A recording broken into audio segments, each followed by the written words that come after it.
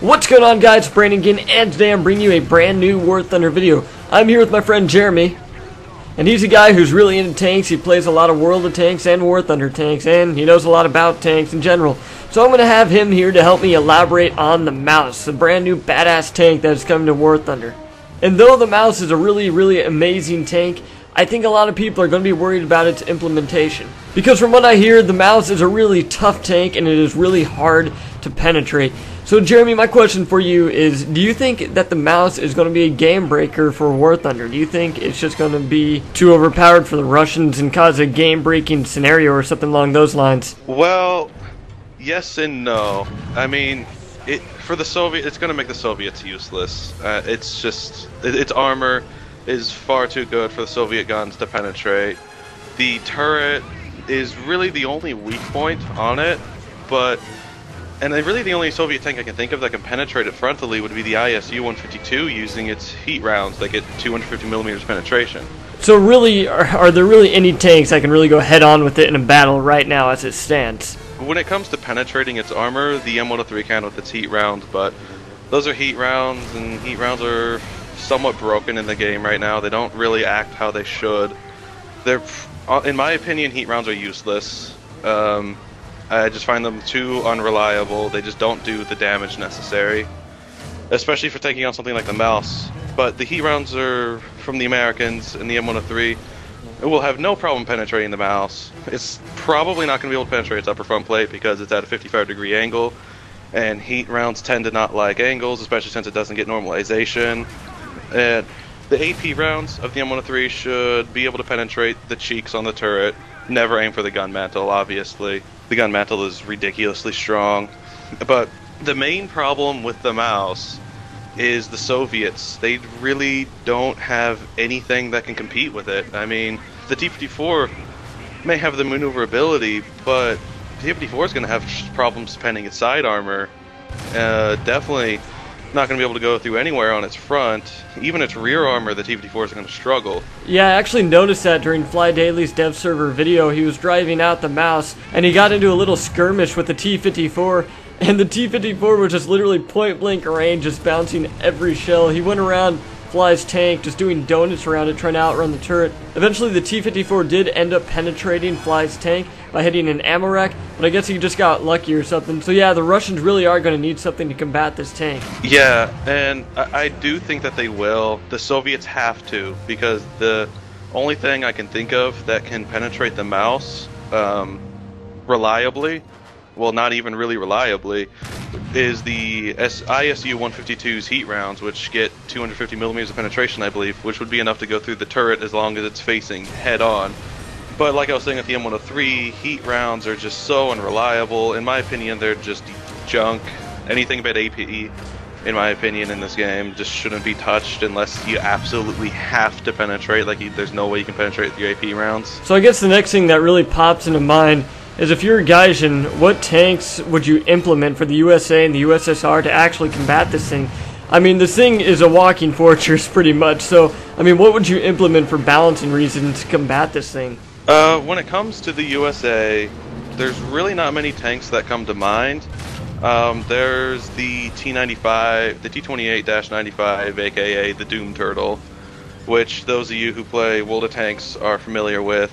But once again, with the Doom Turtle, there comes the problem with the penetration. The Doom Turtle can take shots. It's much like the Mouse, very slow, very heavily armored, but its gun is very lackluster.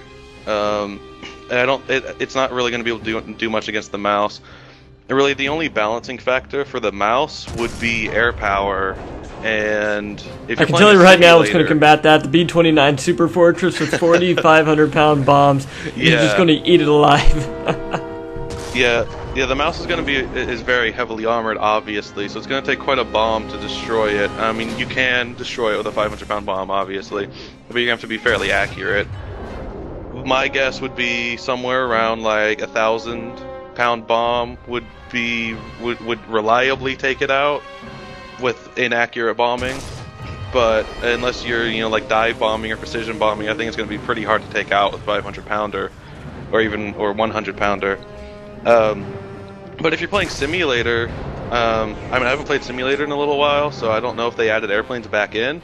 But last I know of, Simulator doesn't have air power, so the mouse is going to absolutely dominate Simulator. I know for Hardcore Simulator they added planes back in. I haven't played regular Simulator in a while, so I don't know. I'm assuming that they did. Okay. But as it goes for countering the mouse with air power, I really don't think that the USA will have much of a problem with that. USA, in my opinion, are the ultimate ground attackers.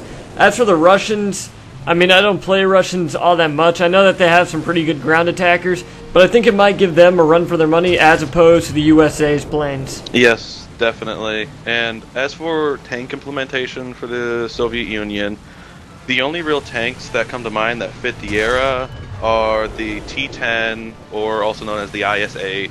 Depends on who you're talking to, of what they want to call it. And the IS-7. Yes, I believe they were. I believe the IS-8 was started production in 1953, and the IS-7 started production. Well, not production, but was built and in the prototype phase in around 47, 48 era. So are these going to be considered Korean era tanks? Because I can already imagine the mouse fighting on Korea. Yeah. Considering there's 262s fighting in Korea in the game right now. But yeah. The IS-8 would get a capable gun of reliably penetrating the front of the mouse's turret, which, if you don't know the armor layout of the mouse, the turret is the weak part. If you have any experience with playing super heavies in World of Tanks, and you know how to angle, then the mouse is going to be the absolute dream machine for you, because angling is the key, and especially since there's no real, like, super high penning guns, except for the M103 with heat ammo, but I've already gone over why I dislike heat. You're just gonna be a god amongst men, pretty much, in the mouse if you know how to angle. Especially when it comes to super platoons. I mean, 4-man mouse platoons, I mean, instant win. Yeah, it's gonna be a sight to see. I can already imagine a group of them just getting in a circle and just sitting in the center of the map and just waiting for tanks to come to them. Yes, definitely. Yeah, and going back to the IS-7 and IS-8, or T-10, whichever you want to call it, I feel like if they were to implement the IS-7, it would be slightly overpowered. And, well, actually, pretty damn overpowered, because its turret is practically impenetrable for anything that's in War Thunder. It's very mobile, and its armor is pretty good. Its whole armor is not mouse level, but it's still pretty good. By that I mean, like, better than IS-4, I would say. So really quick, I got a quick question. I don't know if we went over this, but how big is the cannon on the mouse? It is, well, it actually has two cannons. It has the main gun, which is 128mm, same gun that's on the Jig-Tig, or Jagdtiger. Okay. And then it has a coaxial 75mm short barrel derp gun, the same gun you find on the early tier Panzer IVs. Oh, okay. In War Thunder. Okay. Quick tip for mouse drivers when it comes out, because we all know there's going to be a lot of people free XPing to the mouse. Don't bother with the 75mm. Just don't even load the ammunition, because at that tier it's useless. And all it's going to do is create a weak point, because on the right of the turret, if you've seen Fly Daily's video, he showed the X-ray model where you can see where the ammunition is stored. On the right side of the turret in the very front, there's a large 75mm ammunition storage. So all taking the 75mm ammo into the game would do is create a weak point for yourself, and you're really not getting anything in return for it. So just don't bother with the 75mm.